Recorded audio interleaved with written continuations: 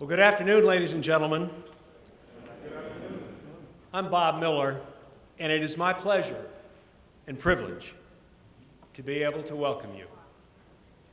Today we celebrate the 6th presidency of Western Michigan University, that of Dr. Elson S. Floyd.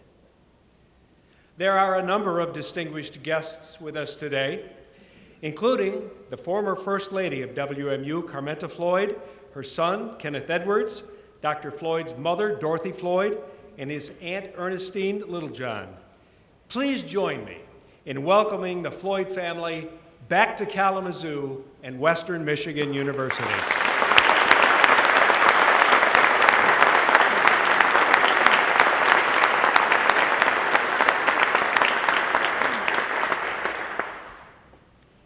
Elson Floyd was a charter member of the Alpha Phi Alpha fraternity at his alma mater, the University of North Carolina. We are pleased to have had current members of the Alpha Phi Alpha chapter at Western Michigan University, as well as Alpha alumni, welcome you as you entered today. Thank you, gentlemen.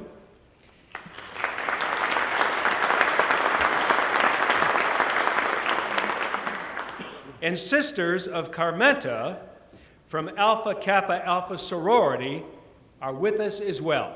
Welcome to you.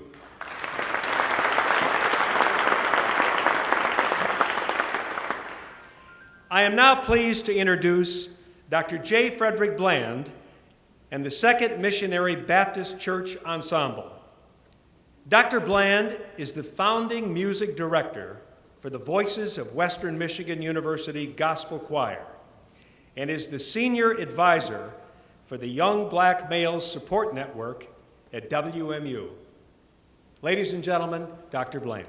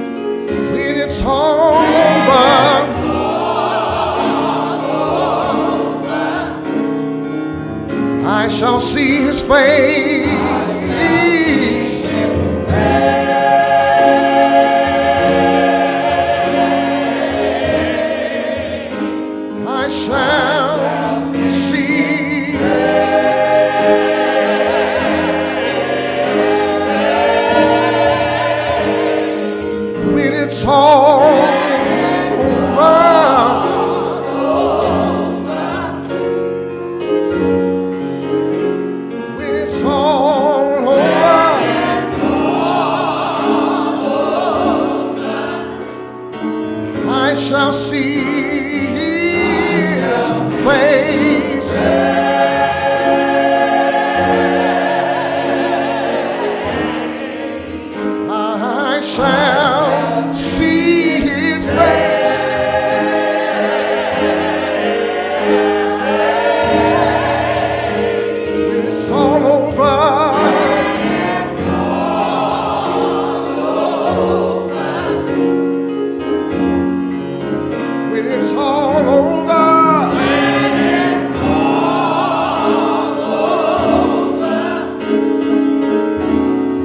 gonna put on my robe.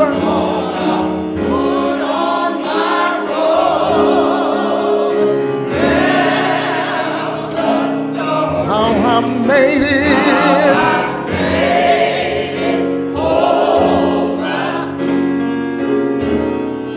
I'm gonna put on my robe. Yeah.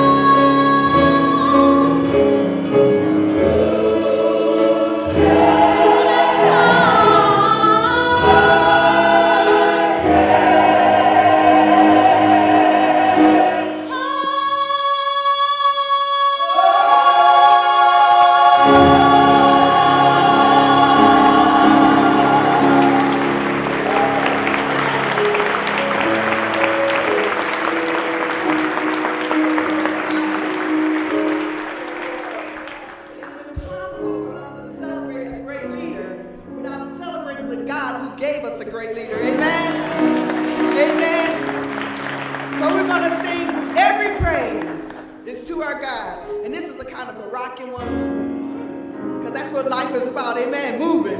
So while we sing, you clap, rock, dip. But let's celebrate together, amen. Come on, put your hands together.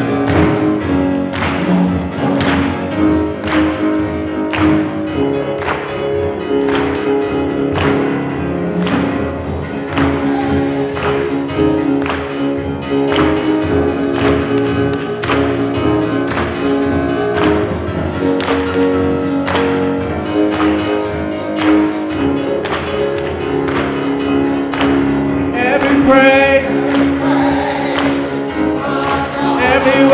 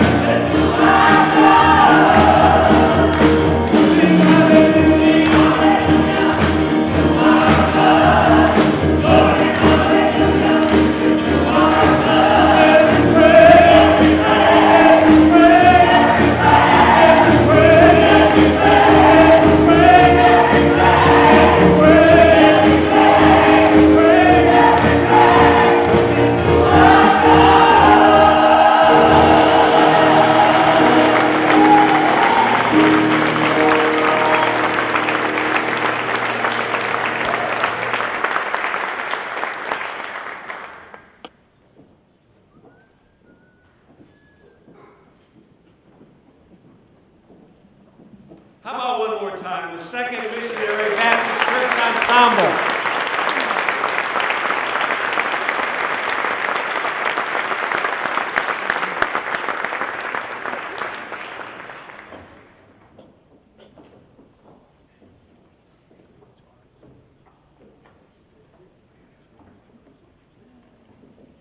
You know, we could have found literally hundreds of people from our university, the city of Kalamazoo, and across the state of Michigan, who were profoundly impacted by Elson Floyd and his family. Instead, we reached out to a small cross-section of individuals and asked them if they would be willing to share some remembrances of how Elson touched their lives. We thank them for sharing their thoughts with us.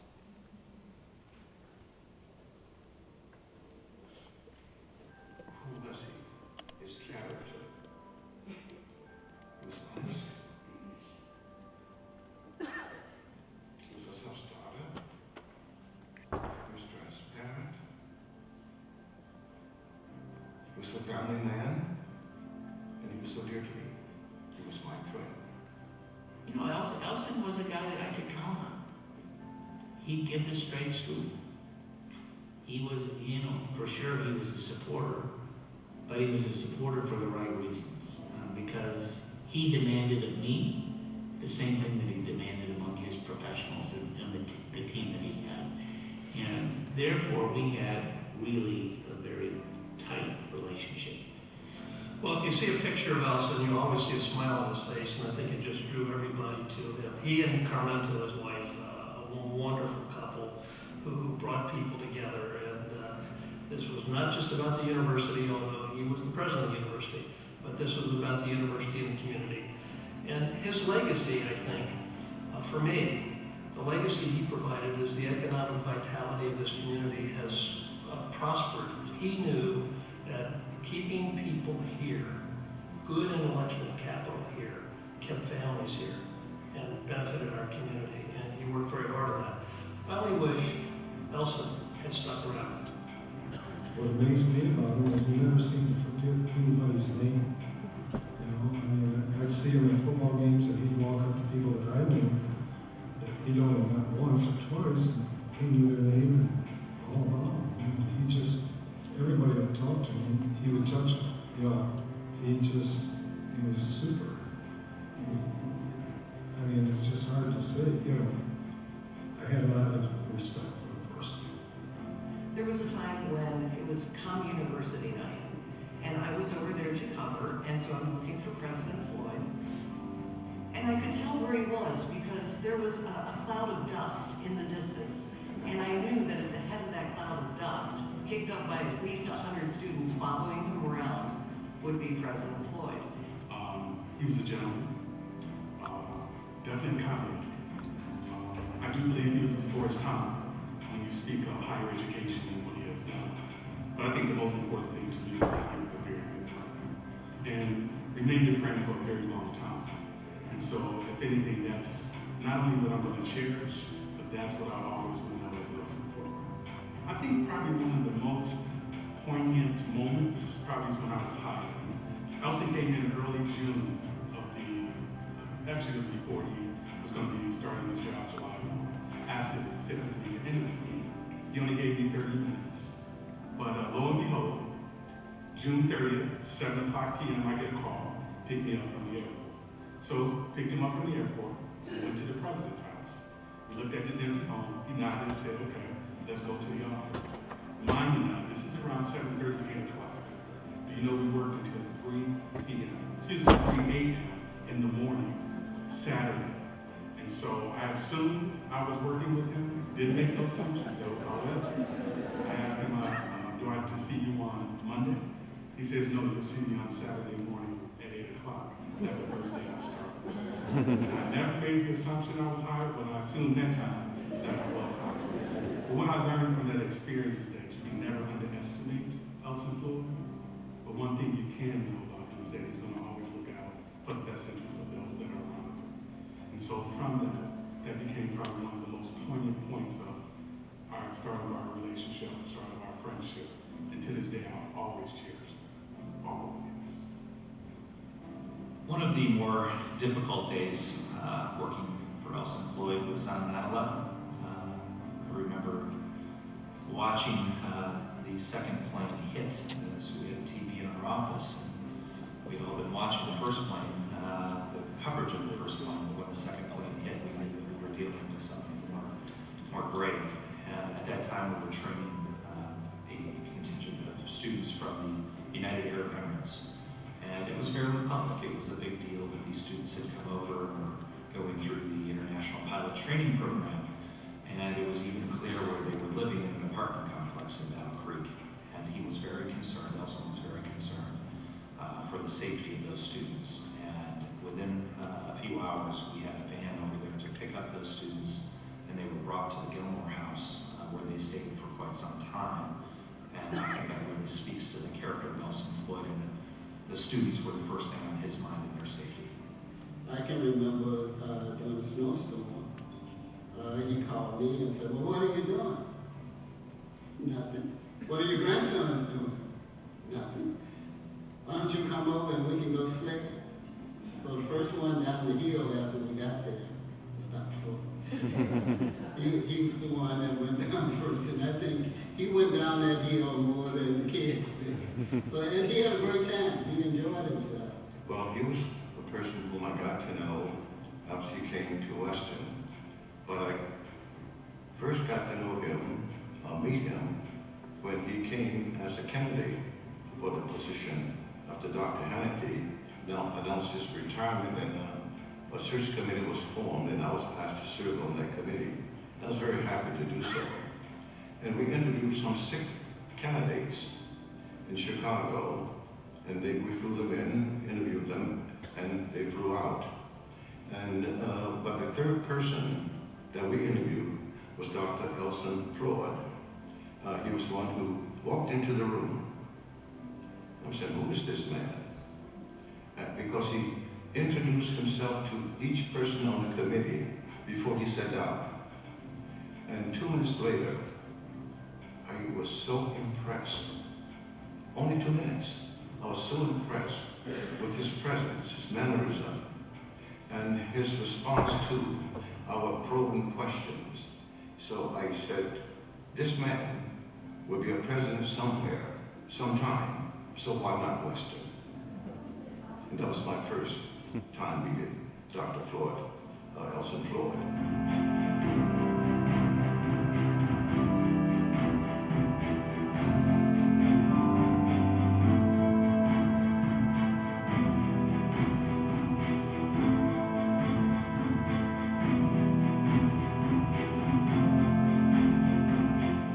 That got the pleasure of working with him day to day in the president's office were able to see some of the facets of the gem that were more than the public persona that most people saw around town. You know, you really got to see his tireless work effort, his passion for what he was doing, real passion for changing people's lives, his sense of humor, very wicked sense of humor. But also just the little things. He would say hello to people, and you'd be amazed at how many people he would know their names and would address them by name, students, faculty, you name it. But he would also notice a crack in the sidewalk and hop on the phone and call maintenance and say, get that sidewalk crack fixed. You know, it's dangerous. It would be those little things that you know that only Elson would notice and make sure they were taken care of. He demanded the best. And if he didn't perform, you're going to be finding something else to do. And that happened to a few people. And, you know, when he'd relay some of those stories, because again, we were pretty tight. So if there was a problem with a certain individual and he had to walk through a process of, you know, what do I do? He reached out to me to see how I would handle it. But he did the right thing. I mean, he demanded that your personal life be as strong as your professional life. He was a really good character. Under his leadership, they made the main campus wireless, so students had access. He was the one that was able to get the engineering college started and get those shovels in the ground, and open up a brand new campus and a business technology and research park. That just helped students in a myriad of ways, and it helped the companies in town because they had students who could be interns. The students, in turn, learned much more upfront, craft and business, and had opportunities that were right there in their backyard that might not otherwise have been available. Folks just were amazed by the fact that he was willing to go forward with some of these things, thinking a little outside of the box. The Aviation College moving over to W.K. Kellogg in Battle Creek, that opened up a lot more opportunities for those aviation students than what they were currently being able to do at the Kalamazoo airport. Everyone knows that Elson, Doc as we would call him, was a great educator. That he was very concerned about his students. But there's another side, a softer side, and that is Elson Floyd, the person and the friend. Elson, outside of the public viewpoint, was a very private individual. He was a caring individual, and he cared about children and his students. And his love for his students, and I say his students, is because that's the way he perceived them, that they were his students, that he was responsible for them, and he should take care of them. And so he got to know him. And that personal side of him, where he would go out, walk around the campus, meet and greet the kids, that was something that he enjoyed doing. That was that soft, private side of him. When you talk to people that work with him as an educator, you may get a different picture. He was a very determined individual, driven individual, and no-nonsense individual. But when it came to the students and children, he was a different person. The relationship that I had with Dr. Floyd was a mentoring one, but I think through the relationship that we developed over time and the work that we did together, both larger Western Michigan University committee work as well as graduate student work, I got to observe what it was like to be a leader on a campus and to function in that role. And many of the things that I learned from Dr. Floyd, I continue to carry with me in the work that I do today. I think one great story was on a wintry day in the middle of the winter break. The university was closed, and we had a good snowstorm, and typical Elson wasn't going to just sit at home, so he was out walking the campus to make sure that the sidewalks were shoveled and the parking lots were plowed so students could get around. And most students are gone during the break, but there was an international student who probably struggled a little bit with Michigan winters, and he saw this student trying to walk through a snowdrift in tennis shoes, and went up to the student and said, "Where are your boots?" And the student didn't have any boots. Elson took his boots off, gave them to the student, and said, get into some shelter and get home. And we only know this story because obviously at that point Elson is standing out in a parking lot with no boots on, and so he had to call public safety and say, "Come pick me up in this parking lot so I can get some shoes on." So that's how we know that story. When you think of Dr. Elson S. Floyd, you think of a very stately man. If you ever saw him personally or had the experience of being around him, he had a persona that was just so inviting, but it was a persona that was very strong, very independent, but very forward-thinking. And so having the opportunity to serve as a special assistant probably was one of the most phenomenal experiences, because what it really did was shape not necessarily who I am, but it has complemented me in my life, in my work experience, and just personally. And so when you think about higher education, you see that name, Dr. Elson S. Floyd, president, the man who many would love to be. And I walk away and say, I'm glad to have known. Well, Elson had a heart, that was for sure. It was huge. And this terrible disease that took his life, someday we're going to have a cure for that. That's a good thing.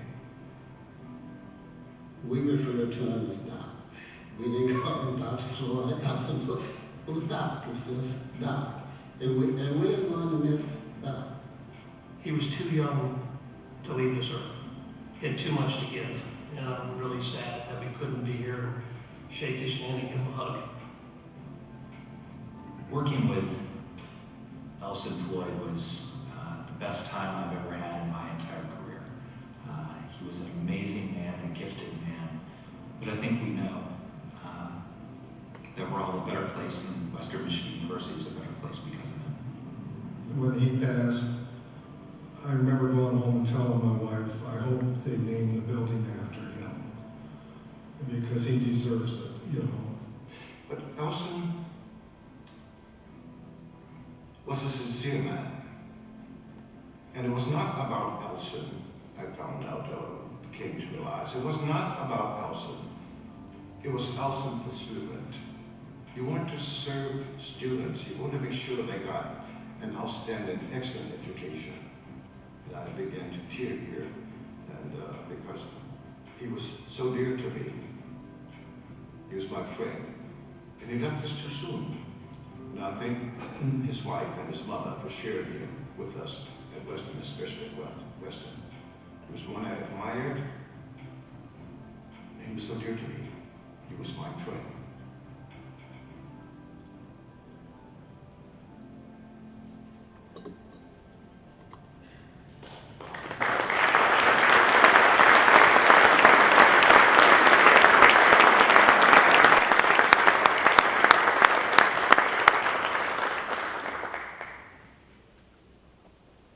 Ladies and gentlemen, the president of Western Michigan University, Dr. John M. Dunn.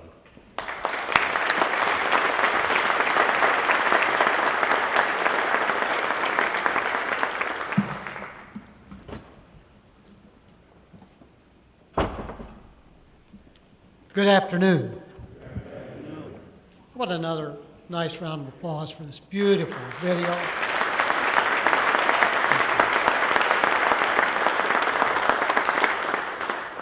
And did we get off to a good start with an outstanding musical performance? How about another nice round of applause?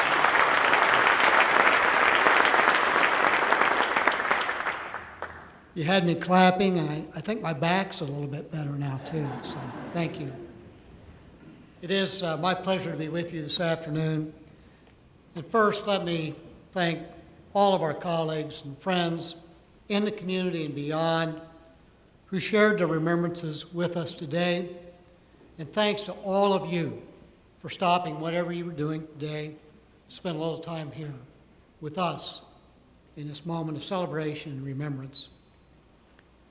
No one can tell the Boots story quite like Jeff Brenneman.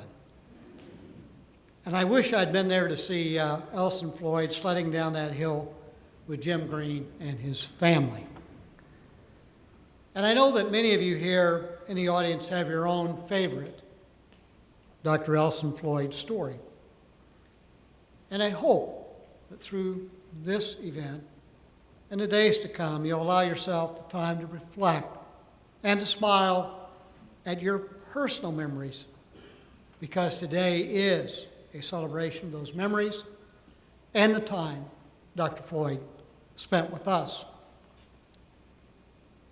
As you saw at the end of the video, just a bit earlier this afternoon, we unveiled a portrait and plaque in Elson S. Floyd Hall.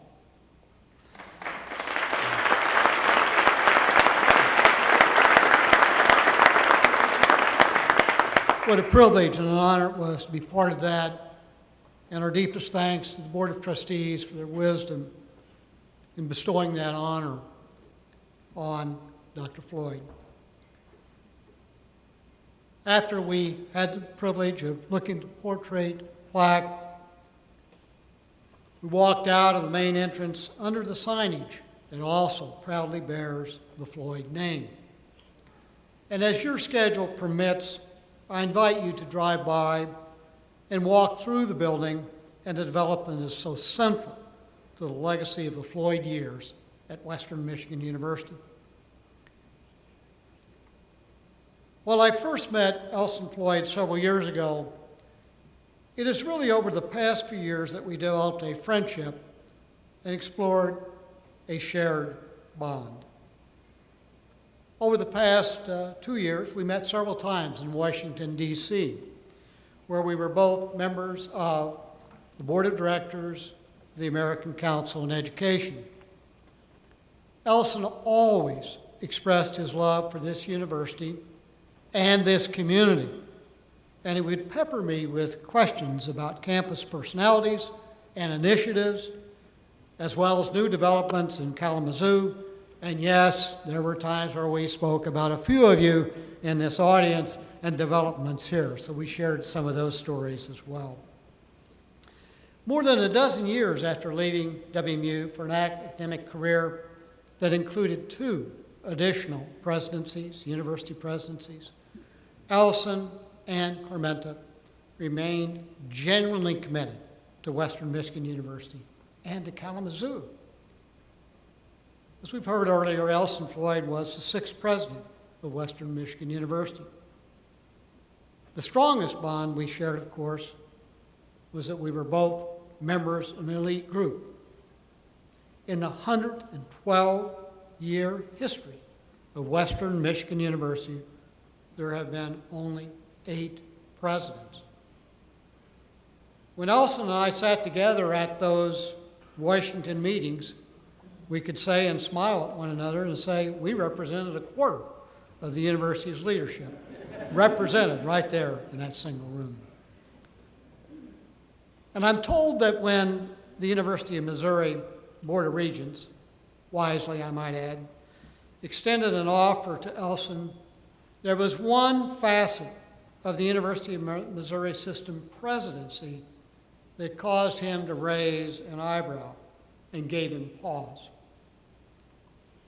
It was the knowledge that in Missouri, he would not be the 6th, the 10th, or even the 15th president in that school's history. No, he would be the 21st president of that system. I understand then that City Commissioner Al Hyman detected a bit of an opening, decided to make a pitch on behalf of Kalamazoo to keep Dr. Floyd here. The owner of the famed local confectioner shop offered Elson 2 pounds of macadamia nuts per month for as long as the Floyds would stay in our community. Well, we know the rest of the history, right? And of course, the presidency in Missouri won out. I couldn't help but think if he'd thrown in a little bit of that caramel popcorn, it might have made the difference, right? But it was a wonderful opportunity for Elson in recognition of how effective he had been at Western Michigan University, and certainly spoke very highly of this university and who we had identified at an earlier time to be our president. After being at Missouri, 5 years later, he was tapped by Washington State University for his final presidency, and one that was spectacularly successful. Several of us traveled to Pullman, Washington in August for a celebration, a big celebration, very much in the spirit like the one that we're engaging in here today. As we sat there, we could not have been more proud to hear the accolades that day and know that the person loved so much by that university community was a Bronco as well. Late last month, we learned that the Washington State University Board approved what is that school's most fitting tribute when it named its new proposed medical school in Spokane the Elson S. Floyd College of Medicine. How about that for a tribute?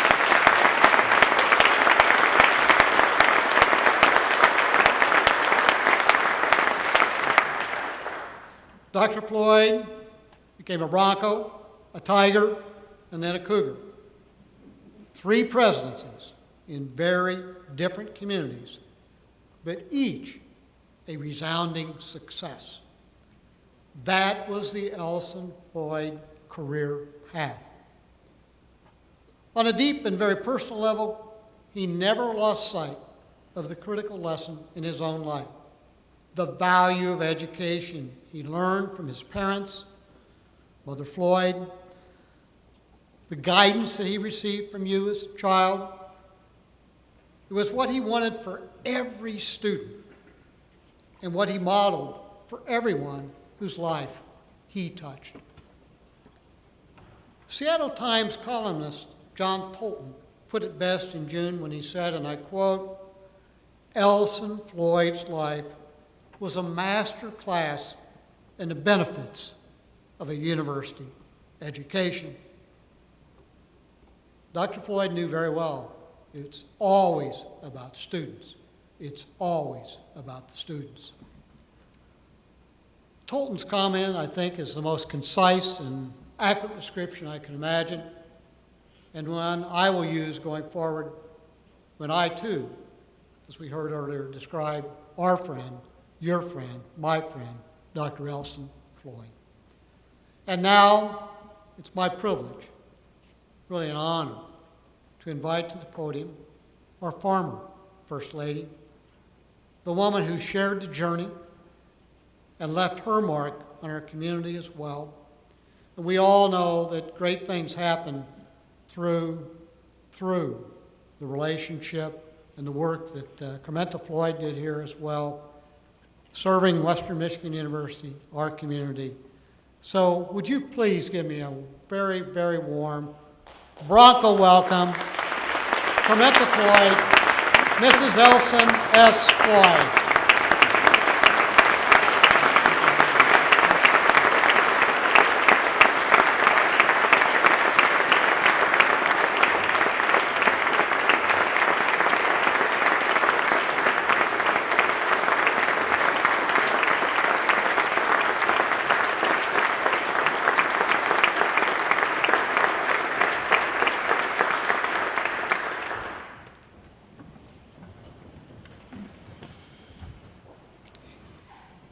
Thank you very much.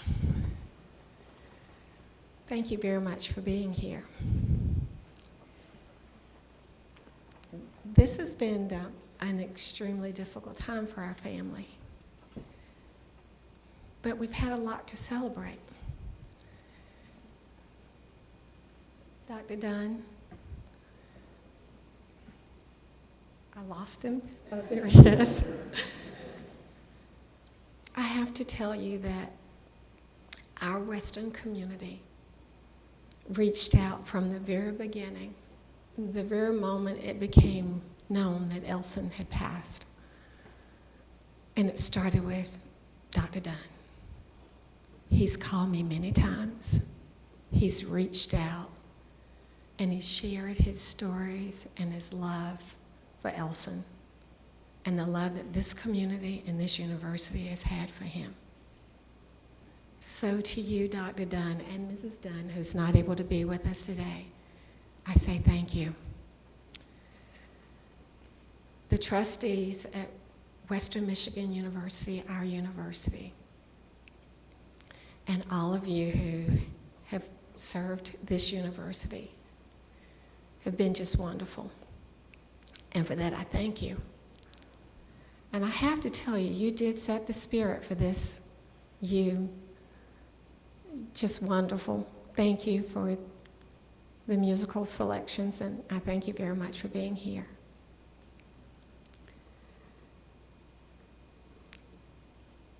When I was asked if I would speak, my initial response was no, because I didn't know if I could.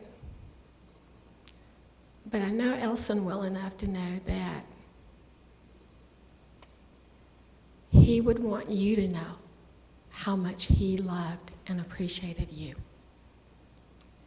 He was your 6th president, but you were his first presidency, and that was huge. I don't think that would have happened without Dr. Lewis Walker and that committee and that board. It wouldn't have happened. And his journey, his career journey as a university president may not have started. No, Elson's kind of persistent. Maybe it would have started, but maybe not quite as early in his life as it did here. You made a huge difference for Elson because you set him on a journey that was hugely successful. And it couldn't have been successful if you had not been visionaries. If you had not seen in that man what he so passionately believed and what he so wanted for this society, an educational society that was accessible, that could be accountable, that would make a difference in the lives of those sometimes we thought the least of, that he never saw as the least of. Elson loved to serve, and he loved education, and he loved doing it selfishly. And Western Michigan University gave him that opportunity. Kalamazoo in Michigan, there really is a Kalamazoo. We didn't know that at the time. Kalamazoo and you all made a huge difference. We made lifelong friends here. And always, this will be home. Someone asked me a couple of weeks ago, what will you do and where will you go? And what community would you settle in? Where would you go? Well, I'm not quite sure of any of the answers. And if I were not such a North Carolina girl and Kenny and the grandchildren weren't there, I said, the community I'd go back to is Kalamazoo. This is the community we loved.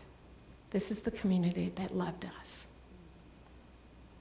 And if it weren't for those grandchildren in North Carolina, you would have to put up with me again. Thank you for giving Elson a wonderful start of a career.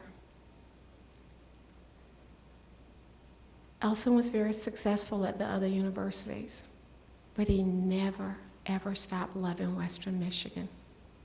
He never stopped believing that this was the best university. He never forgot his friends. He never forgot the challenges either. But he believed that it was because of his experiences here that made him a better president for the other institutions.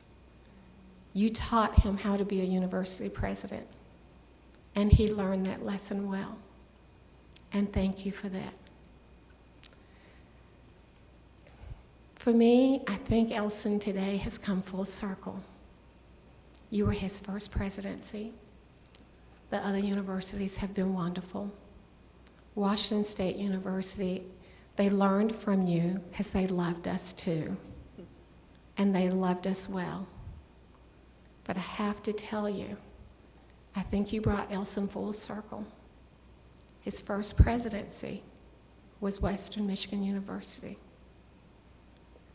And the last university to celebrate his life,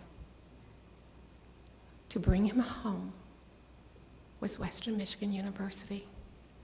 So thank you for bringing him full circle. Thank you for loving us. And thank you for making Elson the man he was and having an important part in that. We love you and we always will. Thank you.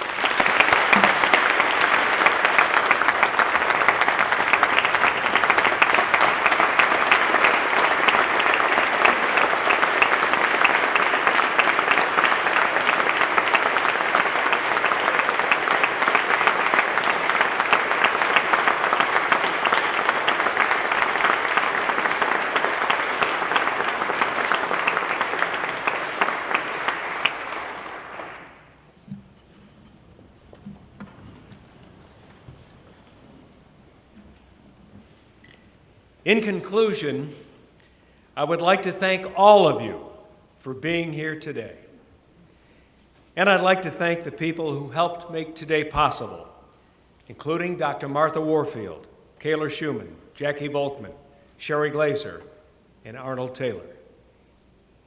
We'd like to invite you to attend a reception next door in the Richmond Center, and we have a little surprise for you in the lobby to help you get there. Thank you very much.